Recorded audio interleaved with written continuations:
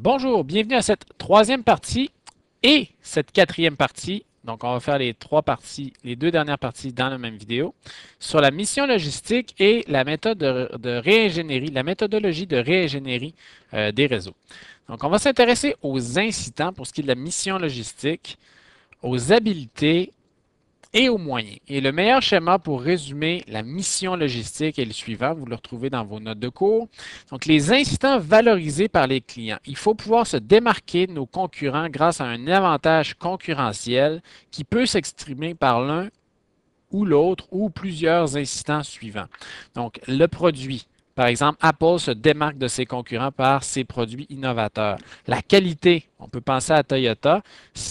Traditionnellement, si ça n'avait pas été des problèmes de l'an passé. Le service. Est-ce que vous vous démarquez au niveau du service, par exemple, avec UPS comparativement peut-être à Express Post? Les gens qui utilisent UPS aiment bien le fait que le livreur puisse s'accommoder en laissant le colis à certains endroits. Donc, la qualité, au lieu de laisser un billet, des fois, ils font ça chez UPS. Donc, le service, on essaie de se démarquer. Le prix, quand on va chez Walmart, c'est pour ça, c'est pour payer moins cher. La flexibilité, êtes-vous capable de répondre à certains besoins de vos clients? Le temps-réponse, lorsqu'on est dans le domaine industriel, si on peut être livré en un jour au lieu d'une semaine, ça a une grande incidence sur les stocks qu'on va garder. Ou la notoriété, lorsqu'on a une Mercedes, est-ce qu'on satisfait le même besoin que lorsqu'on a une Toyota ou une Kia? Donc, ici, on parle des incitants. Donc, en logistique, on s'intéresse à ça parce que ça nous prend les habiletés pour pouvoir répondre, fournir ces incitants-là.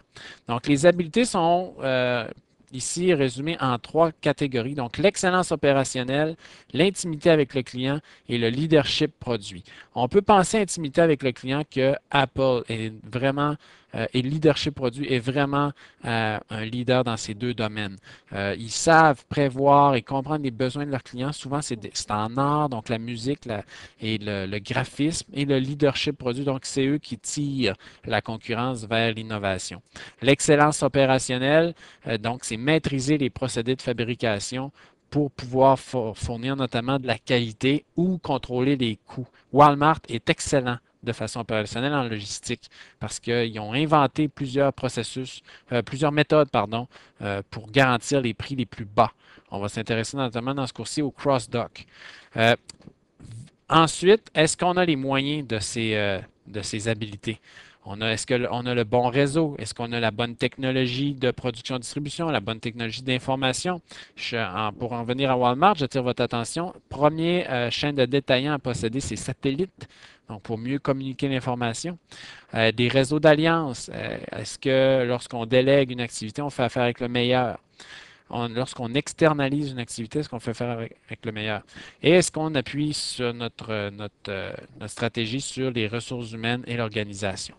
Donc ça, c'est la réflexion qu'on va avoir tout au long du cours sur la mission logistique pour avoir les moyens de nos ambitions.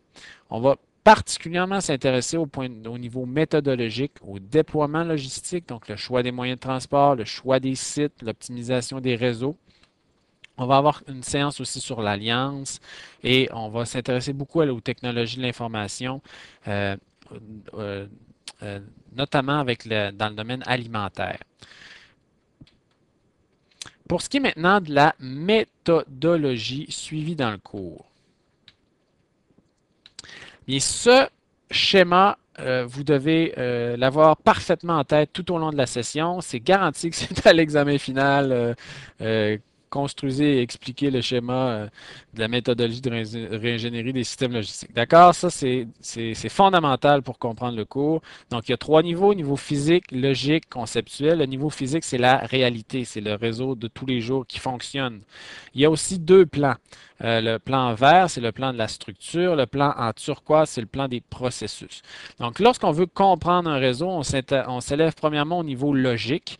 Lorsqu'on veut l'optimiser, on passe par le niveau conceptuel pour pouvoir modéliser le réseau et mieux l'évaluer. Donc, on va faire deux choses à l'aide du niveau conceptuel. On va pouvoir programmer des décisions et les évaluer. Puis ici, donc, il y a la phase d'optimisation à l'aide de simulation aussi pour pouvoir valider les choix soit des dirigeants, soit une décision par ordinateur. Donc, l'optimisation à l'aide de logiciels. Pourquoi est-ce qu'il y a une flèche ici? C'est parce qu'on peut difficilement, en fait, dans le cours, on va interdire de le faire, d'optimiser les deux en même temps. Donc, on peut pas on va tenir pour acquis à partir de maintenant. Donc, on ne peut pas optimiser les structures et les processus en même temps. Il faut pouvoir décider d'une structure et simuler des processus. Et là, c'est important, l'un devient les conséquences des décisions de l'un deviennent les paramètres de l'autre. Donc, en décidant d'une structure, je crée les tuyaux pour les processus et en simulant des processus, je crée les coûts et les paramètres nécessaires pour décider de l'optimisation d'une structure. Donc, par exemple, les courbes de stock, on va le voir. Donc, les stocks qu'on garde dépendent de nos processus de pilotage, mais ça va avoir une conséquence sur la structure qu'on va décider. Ça peut paraître un peu flou, beaucoup, très, c'est pour ça que le cours existe. Donc, déjà, on lance on sème des graines pour pouvoir comprendre. Donc, un mandat, c'est la boucle au complet, un mandat d'optimisation. Donc, l'analyse stratégique, on définit notre mandat, on analyse les concurrents, les processus, les comportements à l'aide de données, on établit donc les habiletés qu'on veut mettre en œuvre et la stratégie qu'on va vouloir suivre. On va toujours s'appuyer de préférence sur des analyses statistiques, donc quels sont nos fournisseurs importants, les produits qu'on vend le plus, aux clients à nos gros clients. Donc ici, on a une analyse de Pareto, on va en reparler dans le cours, les délais de livraison, et aussi quels sont les entrepôts les plus actifs. Euh, on vient de faire très rapidement une analyse stratégique. On s'élève au niveau conceptuel. Pour le faire, ben, il faut justement conceptualiser notre chaîne.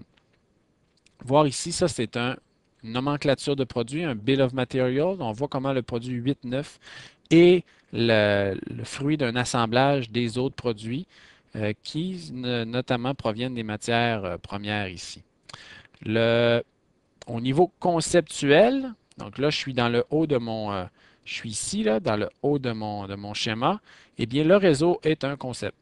Donc, c'est un graphe avec des nœuds, des arcs et des paramètres.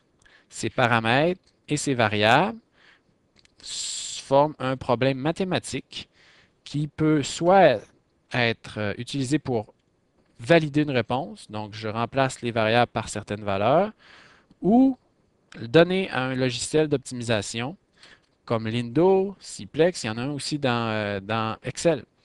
Donc, on revient ici et on déploie notre réseau. Voilà ce qui conclut la troisième partie de notre présentation. Donc, c'est une belle aventure qui nous attend. Je vous garantis que vous allez étudier plusieurs concepts fascinants qui ont une conséquence certaine sur votre carrière, puisqu'on va parler de beaucoup de problèmes de la majorité des entreprises manufacturières de nos jours. Et vous allez aussi développer beaucoup de compétences en informatique. Je le souhaite, en fait, ardemment, et je suis convaincu qu'on va y arriver. Donc, très bonne session dans notre cours GSO 3103.